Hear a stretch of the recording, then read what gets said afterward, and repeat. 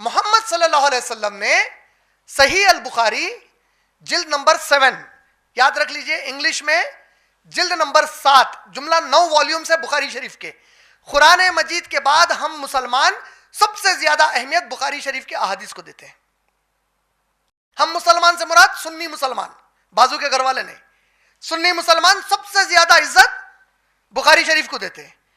اور صحیح البخاری کی ہر حدیث کو ہر سنی جماعت, چاہے بریلوی, دیوبندی, اہل حدیث, سلفی, اہل سنت والجماعت, یا پھر وہ تبلیغی جماعت ہو یا جماعت اسلامی ہو, متفق طور پر مانتے ہیں کہ اس کی ہر حدیث صحیح ہے.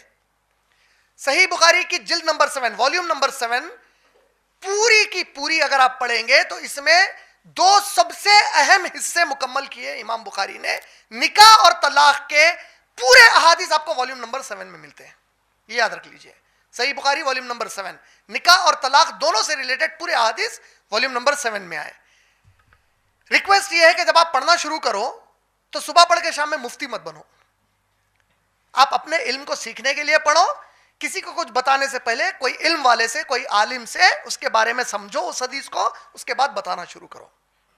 سمجھ میں آیا؟ کیونکہ اس میں ایک بہت مشہور حدیث آتی, وہ حدیث کو بہت زیادہ ہماری بہنیں کوٹ کرتی, جن کی دل میں کبھی تڑپ نہیں رہتی کہ ان کا شوہر ایک اور شادی کرے. صحیح بخاری کی ایک حدیث میں آتا ہے, بی بی فاطمہ رضی اللہ تعالی عنہا علی رضی اللہ تعالی عنہ کے ایک خاتون سے نکاح کے لیے بڑے ناراض تھے. نبی صلی اللہ علیہ وسلم کے پاس بات پہنچی تو اللہ کے نبی کریم صلی اللہ علیہ وسلم نے علی ابن طالب رضی اللہ تعالی عنہ کو کہا کہ اے علی, جس چیز سے میری فاطمہ ناراض, میں اس سے ناراض. بولے تو یہ ہماری بہنیں پیش کر کے دیکھو نا, دوسری شادی کرنا چاہ رہے تھے, نبی صلی اللہ علیہ وسلم کو پسند نہیں تھا. وہ بولے استغفر اللہ العظیم, اللہ کی قسم ہے نبی کے لیے کوئی اور شریعت الگ نہیں ہے, یہی شریعت ہے اللہ کے نبی کے لیے. سورہ حاقہ غور سے سن لو, سورہ حاقہ سورہ نمبر 69 آیت نمبر 42 سے لے کے 46. اگر میرے نبی بھی اس شریعت میں کوئی رد و بدل کی کوشش کریں گے تو ہم ان کا سیدھا ہاتھ پکڑ کر شاہراہ کاٹ دیں گے. بولے اللہ تعالیٰ, یہ شریعت میں کوئی رد و بدل نہیں کر سکتے تا قیامت. اللہ کے نبی صلی اللہ علیہ وسلم ناراض, علی رضی اللہ عنہ دوسری شادی کرنا چاہ رہے تھے, بلکہ ہرگز نہیں تھے. علی رضی اللہ تعالیٰ عنہ ابو جہل یا ابو لہب کی بیٹی سے کرنا چاہ رہے تھے.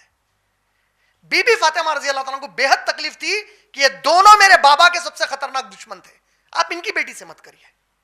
اس بات کو اللہ کے نبی صلی اللہ علیہ وسلم نے کہا, دوسری شادی پہ نہیں کہا. اور علی رضی اللہ عنہ کو ویسے بھی نبی صلی اللہ علیہ وسلم کے گزرنے کے 6 مہینے میں بی بی فاطمہ رضی اللہ تعالیٰ عنہ کا انتقال ہو گیا, اور اس کے بعد علی رضی اللہ تعالیٰ نے اپنی زندگی میں کم سے کم 8 شادیاں کی ہیں. یہ ذہن میں رکھ لیجئے. ماشاءاللہ 8 شادیاں ایک وقت میں وہ نہیں کر سکتے, کیونکہ سورہ نساء سورہ نمبر 4 کی آیت نمبر 3 میں اللہ نے ایک مرد کو ایک ہی وقت میں صرف 4 بیویاں رکھنے کی اجازت دی ہے, لیکن عورت ایک ہی وقت میں ایک مرد سے زیادہ, یہ کلیئر رہنا.